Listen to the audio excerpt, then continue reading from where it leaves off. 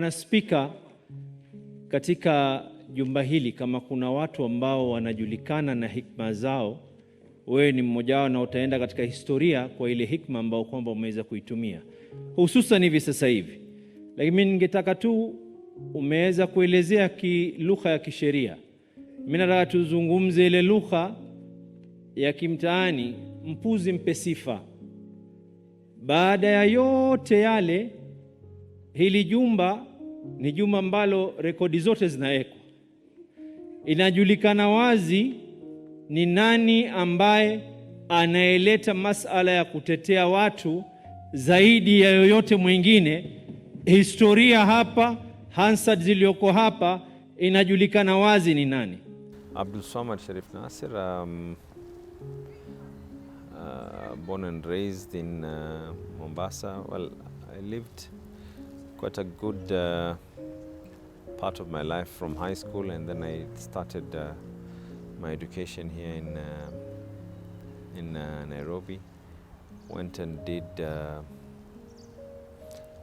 tried my hand in aviation before I finalized what had to be finalized, and fate has it that I ended up being a people's representative. Served my term as the first time Member of Parliament, and the public overwhelmingly voted for me in the next time.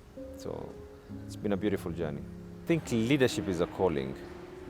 It's either in you or not in you.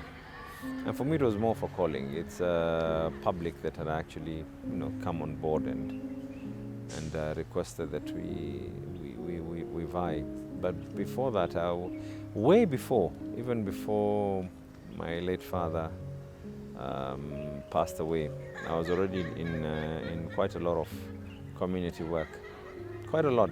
I remember during the first time when we had crazy election violences, was it 2002? We formed a group which we called Pwani for Peace, just to try and preach in that element of peace. And then I had another organization called Youth for Mombasa City, where we were engaging ourselves with various stakeholders and just engaging the youth on a number of things. I've been a trustee from one of the oldest and probably has served the most drug rehabilitation center and an outreach program way before I became a Member of Parliament. So I've been in this for a long time. No one else. No one else. Maybe in the future, I don't know, but for now, none of my siblings has. I do have family members who, relatives basically, who have decided to vie in different positions. But mainstream politics, not yet. Not really culture shocks. I studied in a national boarding school. I believed and worked with people from all walks of life, so that really wasn't much. But one thing I've realized is Parliament has so much of a say, and then thereafter the executive, for it to be kept on check, we need to have an extremely strong Parliament. Parliament has to be extremely strong. Strong in the sense that many times, as PIC chair, we've made certain recommendations. But then those recommendations are easily, and the judiciary has always had its hand in parliamentary matters. Constitutionally, they have their mandate and their right to be able to do that. But it becomes a bit frustrating when you've done so much and then those are not actually followed. That's why there's the implementation team that has to put all these things into place. But we've done what needed to be done. Kenyans have seen what needed to be seen. Yeah, it's been a beautiful journey. I now know how money is stolen I have been able to seal the loopholes on how government, these players have been trying to steal. Our reports have saved this country billions of shillings. We thank God. It's been a beautiful journey. At least I can be able to comfortably say that my reports have saved this country billions of shillings. So it's nothing less than congratulating my colleagues and congratulating my staff members as well. It's been a beautiful journey. Yeah, I mean, if you look at it, the things that we've been able to do, we've come up with very high-profile issues, the likes of, I tabled my KEMSA report, which indicated the people that need to be held accountable. It even indicated and was very, very clear on the need that the government needs to now get back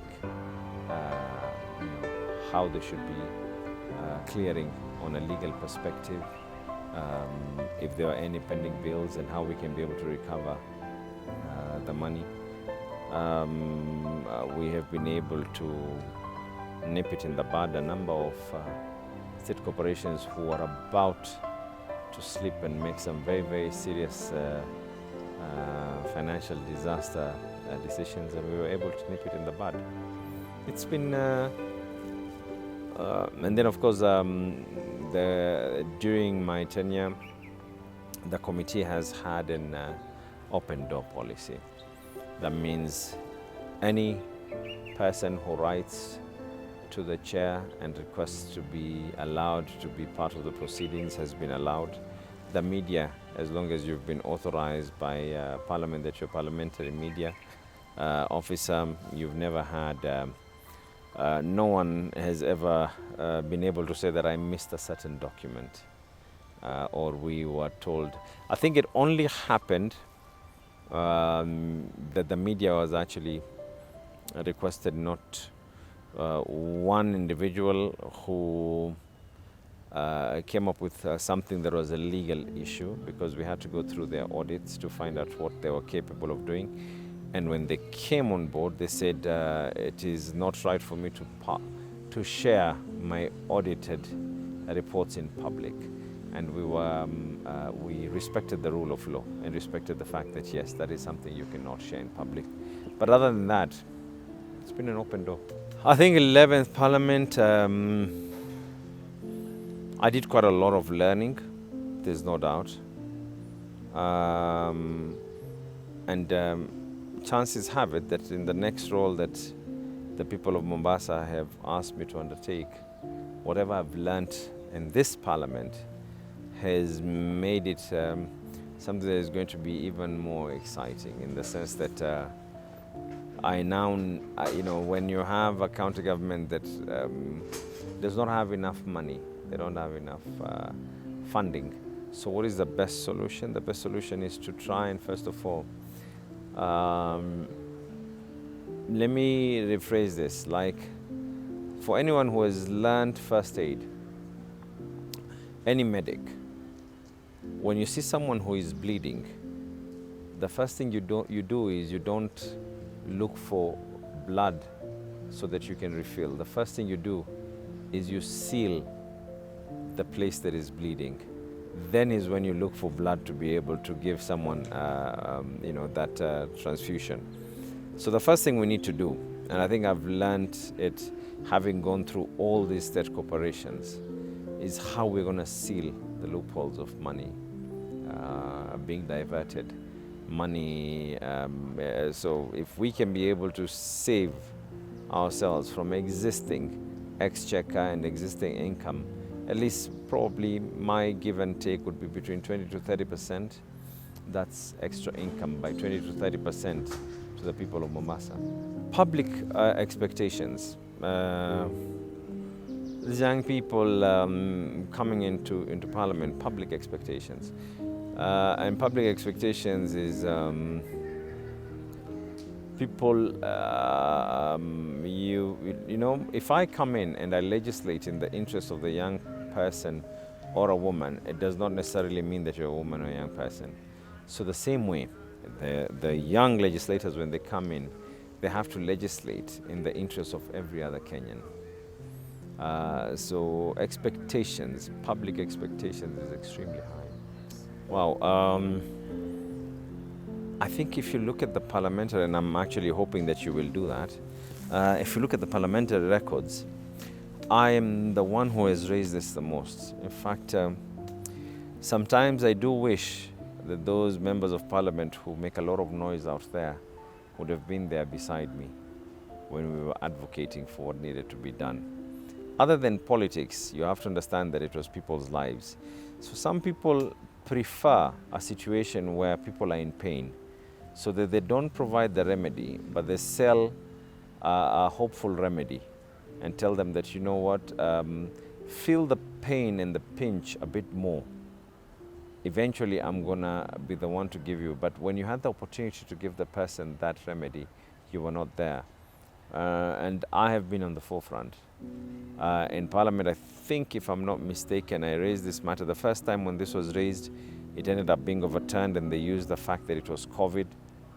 And the second time that they tried this, I raised this again through various issues, through interventions by seeking statement questions, and eventually to try and put this now properly, to seal it. We came up with a motion, and the motion actually passed through the House. It was adopted. Transport Committee put it in place. It was adopted in full on how the SGR should be operated. And this is why I'm saying sometimes we have done our part, but then when the executive now fail to implement on some of these things. The latest that they have done, which to me I believe is something totally unconstitutional, and that is the reason why my belief is that with my party leader taking the mantle of leadership, things will be able to turn. They said anyone with a PIN number of Nairobi should only be able to collect their cargo from Nairobi. Majority of people have had their companies registered in Nairobi. I'll give you just a human face example. My identity card is not from Mombasa. My identity card is from Kibera in Nairobi. Does not mean that I cannot be able to be a person who is in Mombasa. I'm actually a member of parliament, and I'm a hopeful governor of Mombasa.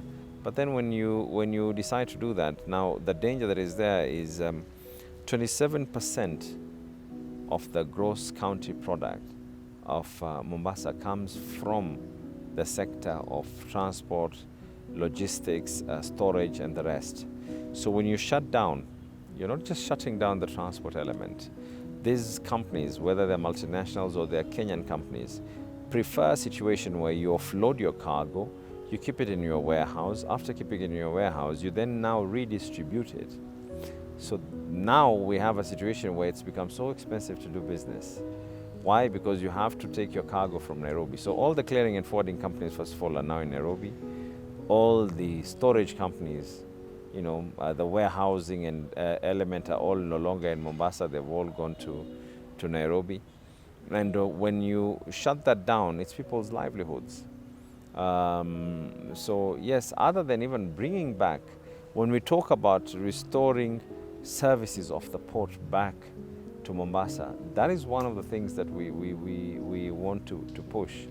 And even if it means that the county government, because they have a constitutional right to also do that, because when your livelihood of Mombasa goes down, then you start getting insecurity in Mombasa. You start getting, levies also go down in Mombasa. People cannot be able, and we're grinding to a halt. 27%. You want to know the net effect of the logistic hub? Tourism is at 4%.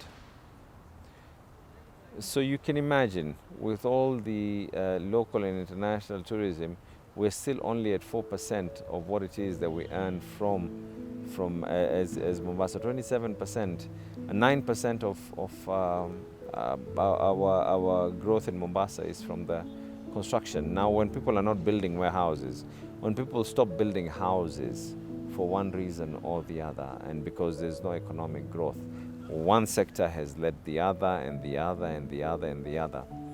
And by the way, now if you want to see that the net effect of this, sending the clearing and forwarding to Nairobi and the transportation to Nairobi and the hinterland, the net effect of this is not just that 27% alone. A majority of the business as well are those who are in the wholesale retail and the people who are selling spare parts. So it's a huge net effect that it has had. And my role, I know this might ruffle a few feathers, but my role is to ensure that once we come in, we not only fight for port services to go back to Mombasa, but equally fight for a stake off the port of Mombasa. The same way our brothers and sisters in Masai Mara, the county governments there have a stake, because that is a natural resource. Brothers and sisters in Turkana have a stake in the oil because that is their natural resource and it is rightfully theirs. Our brothers and sisters, in anywhere that there is a natural resource, we have a bill that has been able to pass. Why can't we be able to earn something from our own natural resource? We deserve that as well. And that is these are the things that once the dust settles and we have removed what is clogging our eyes, this is the focus that we need to concentrate on. Not just to bring back the services of the port to Mombasa, but equally claim a stake in the port of Mombasa. I think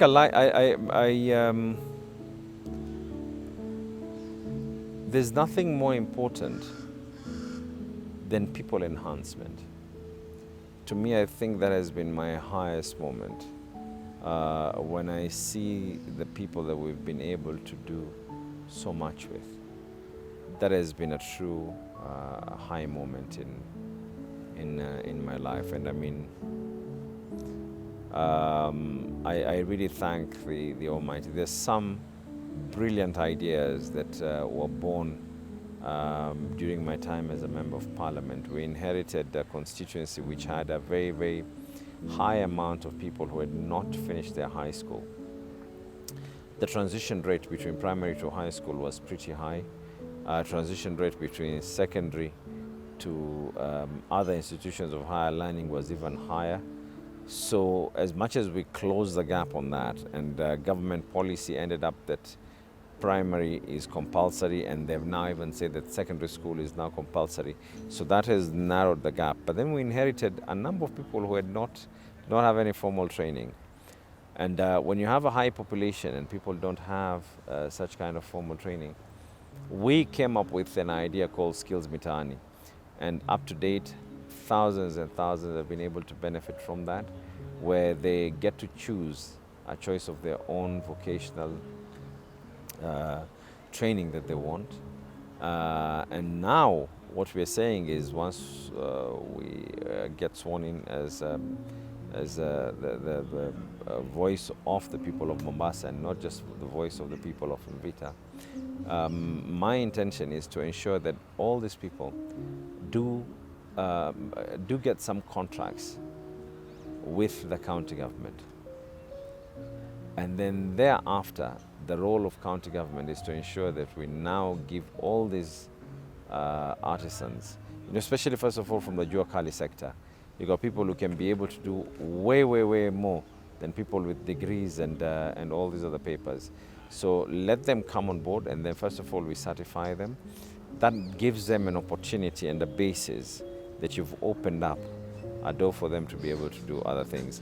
And the Skills Mitaani program is a program that I look forward to ensuring that the whole of Mombasa is given that opportunity, where everyone can say that I might not have been the best doctor I might not have been the best architect, but I'll tell you what, I was the best hairdresser, I was the best mason, I was the best electrician, and whatever else it is. And with the programs that we have in place, first of all, my role equally will be to ensure that I fast track the special economic zones. If the special economic zones does go through, then the job intake will be so high, and I mean, the whole master plan is that I will jealously guard, and I know that this, but I have to say it, I will jealously guard the people of Mombasa to the extent that we will even come up with a job recruitment center by the county. That means anyone who wants to invest in Mombasa is given, this is what is available in terms of human resource. So you take from our own. And when I say our own, I mean our own means that anyone who is from Mombasa, regardless of color, religion, or tribe, but we'll give you our own, so that our own young people can be able to benefit from the investments that will be coming in. The role that we want to play in, other than the special economic zones, we're going to have a special department that is going to be a department for ease of doing business. So anyone who wants to invest, whether you're local or a foreign investor in Mombasa, there's someone who is going to, like a concierge, someone who is going to be able to take you and tell you what are the problems that you're having. Is your problem this particular license? That person is going to follow up on your behalf. What else do you need? This is what you require. We make sure that you get everything that is required. Eventually, we expect you as well to hire our people. One of the major things that we've been able to do is we realize land is a huge problem. I come from a constituency where it's very tiny, very large population, but very tiny. So you want to buy land to build a school, you will need something like about 100 million. So what was the best way out? We had schools that had been deteriorated. And again, this was a beautiful idea. I remember that time when we were doing this, people were telling me that, but you will not have left a legacy that you had 3 schools or 2 schools or whatever. And I said, my legacy is not just about a building alone. My legacy is about changing the people. So what did we do? We came up, the first one we did was at Chuda Primary School, which we did in conjunction with the Elimu Foundation. There's a private entity, and we realized that immediately we transformed the school and refurbished the whole school from A to Z. Our intake just went crazy. Why? Because you now had the same structure. It's been the same place. You don't have extra overheads. You don't have anything else, but the number of students went high. So we went again to the next school, Beheni Bondeni School. We went to the next school, Majengo Primary. We went to the next school, Kikoani, Kaloleni, and it's amazing to see the amount of students. It's as if it's now become a totally new school. We are coming up with, and I'm hoping to finalize this before my tenure expires. But we have come up with a program from the, and we have a new school coming up. And that was after a lot of a tussle for being able to get that land, unfortunately. But I'm coming up with Mekatilili Wamenza Girls School in honor of our own freedom fighter. And we are hoping that it's going to be, the way it has been built is going to be not just like any other school, but state of the art. My advice to them, if you want to serve the people, start serving them before you become a member of parliament. Leadership is consistency. A lot of these people, like I said, I was in community service way before I even became a member of parliament. Way before. way after my father passed on, I formed the Sharif Nassir Foundation in honor of my late father, and we did all these things. I'll give you an example. Like, we had a feeding program for all candidates who are in Standard 8. And we started that way before I became a member of parliament. We had a school diary program, a revision book program. We even had, at that time, tuition centers were not illegal. We had tuition centers, and then later on we turned existing schools into revision centers. And we have seen that it is working. We came up with, and I'm just giving you that element on just a part of the education sector. We had the issue of an awarding scheme for the students who've performed well. And leadership is consistency. You don't wait and say that I'm waiting until I become a member of parliament. Show what you can do from now. And leadership is a calling. It's either in you or not in you.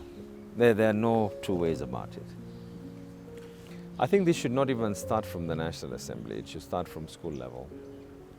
I know that the National Assembly is trying hard to come up with even its own broadcasting unit, to have our own TV stations and everything else.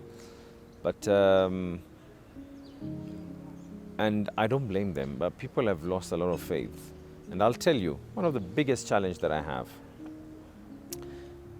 yani hata, nataka kuiongea Kiswahili kwa sababu nataka watu wafahamu. Unapata mtu anakulaumu sio kwa sababu kufanya kazi yako ya bunge. Mtu anakulaumu kwa sababu kulikuwa na tope kwa barabara. Lakini kazi ya kutengeza drainage, kazi ya kutengeza sewage si kazi ya mbunge. Si kazi ya mbunge hata kidogo. Kwanza mbunge hata ajaribu kuharamika, ni lazima serikali ya kaunti wewe inamruhusu ya kwa yes tunakukubali wewe haramika ujaribu kufanya jambo fulani. So yani watu ni kama ile katiba hawajaifahamu vile inavyofaa kuwa. Watu bado hawajakuwa na makini wa kuielewa ile katiba inafaa kuwa vipi na vipi. Jukumu langu la mambo ya sewage na mambo ya drainage, kuna baadhi ya watu wengine hawafahamu ya kwa kazi hizi za barabara.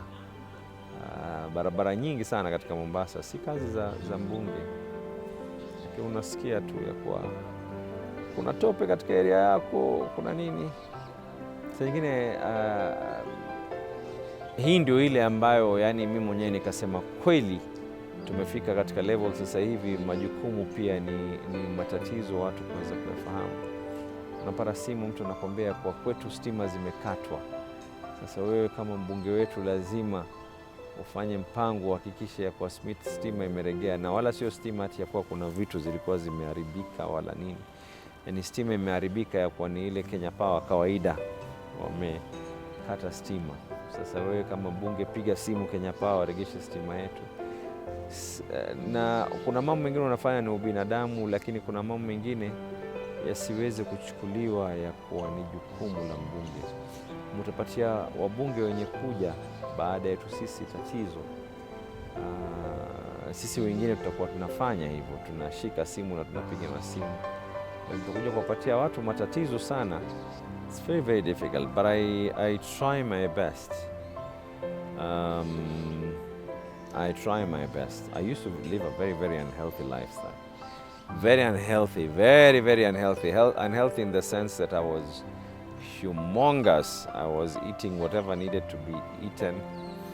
Then I decided, with the kind of stressful life that I live, I decided I think my life would be better off if I am a person who goes to the gym. So every single day I try my best. It's becoming more and more difficult because of demand of time.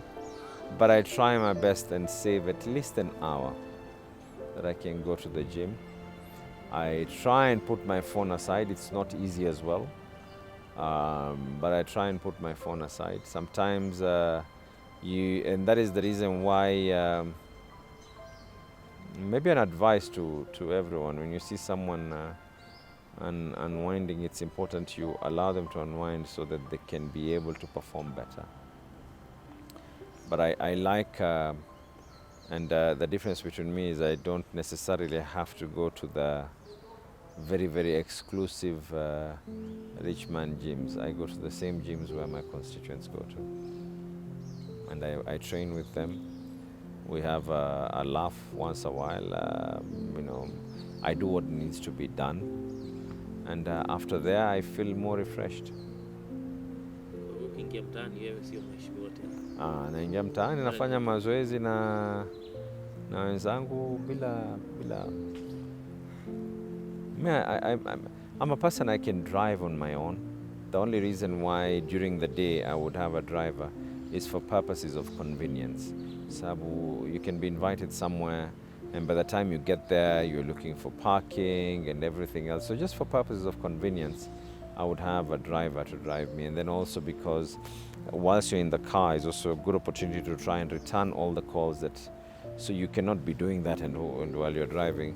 But in the evening I prefer, and many a times I don't mind even going by border. I think almost 4 times here in Nairobi only, I've gone to the airport by border. Almost 4 times.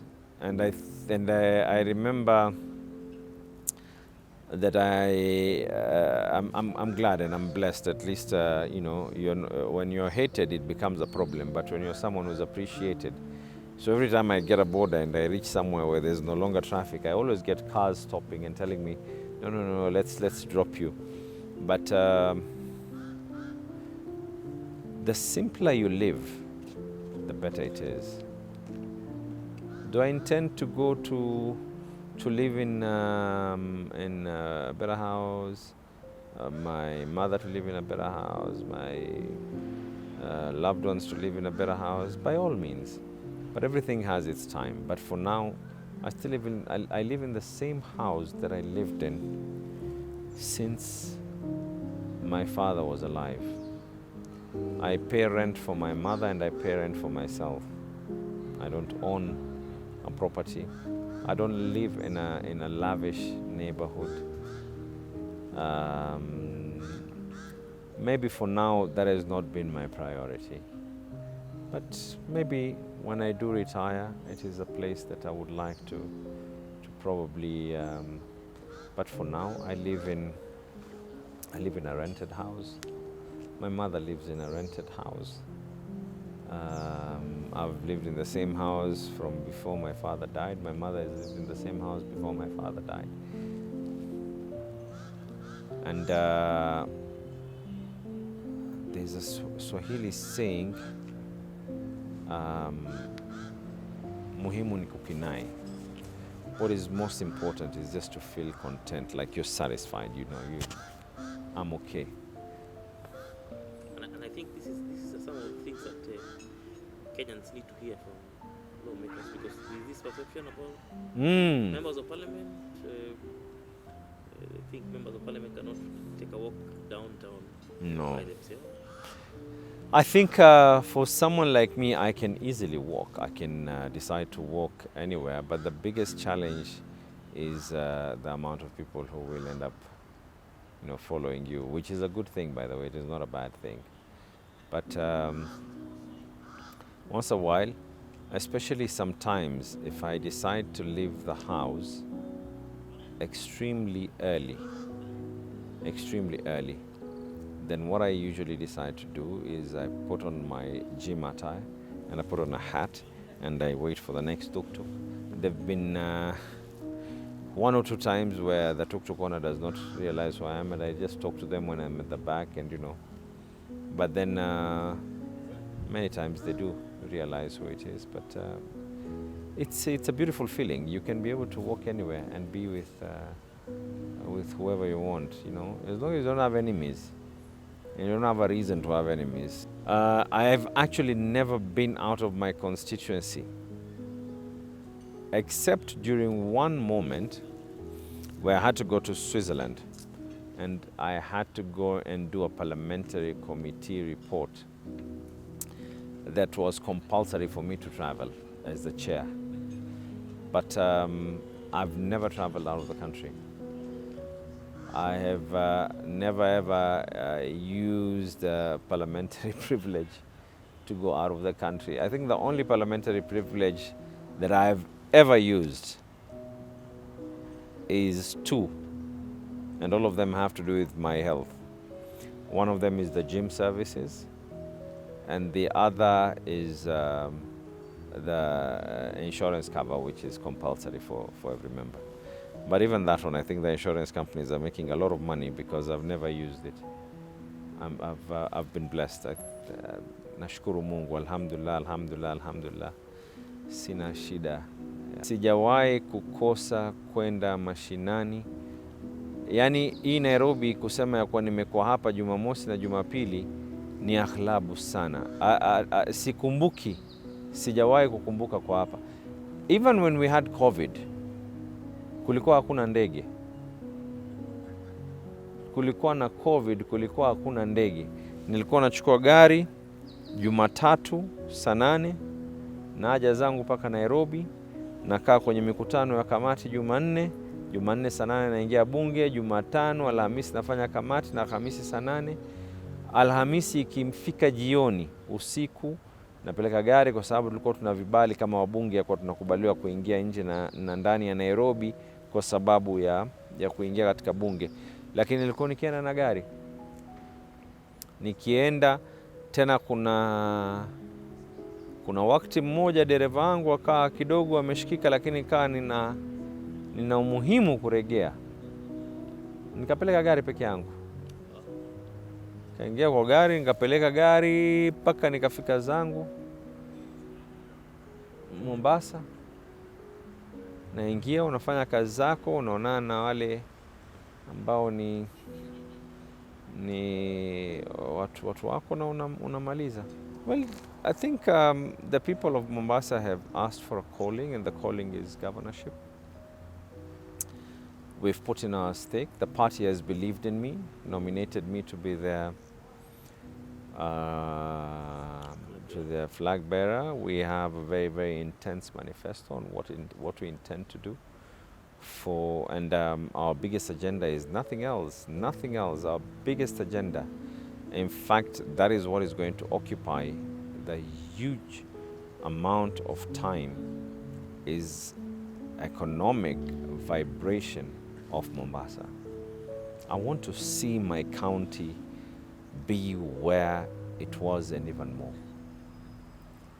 I really, really long to see my county, and I'll tell you, you go to the streets of some of just here in Nairobi, go to any mall, and you see people in a coffee shop, they're spending. Why? Because they have jobs. You go to places, people are putting up malls. Why? Because there's income that is being generated.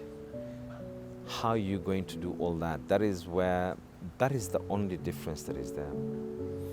I want to see a situation where I can now say that, look, I have the formula that I have, including, when these small businesses are all crying because levies are too high and there's no work to be done. So how do we look at economic indexes for certain areas and say that we cannot be able to charge the same amount of money? You don't expect me to pay a certain amount of money for an M-Pesa shop when the turnaround is not even enough to pay for those levies. Yani lazima iwe itakavyokuwa, lazima tuamshe uchumi wetu. Bila uchumi wetu kuweza kuanza kuamshwa itakuwa ni tatizo, na suluhu la kwanza ni kuangalia, na nashukuru Mwenyezi Mungu. Yani ni kama kila kitu na mipangilio yake. Nimekuwa mwenyekiti wa kamati ambao kazi yangu ilikuwa ni kuangalia haya mashirika yote. Kwa hivyo kila anayeiba, kila anayejaribu kufuja pesa, nazijua njia zinavyotoka. Najua njia watu wanavyoweza kujaribu kutumia sheria, kujaribu kukeuka sheria ili hali waweze kujipatia mapato. na nashukuru Mwenyezi Mungu, miaka yote nimekuwa katika jukumu hili, licha ya watu kujaribu kukuonesha tamaa.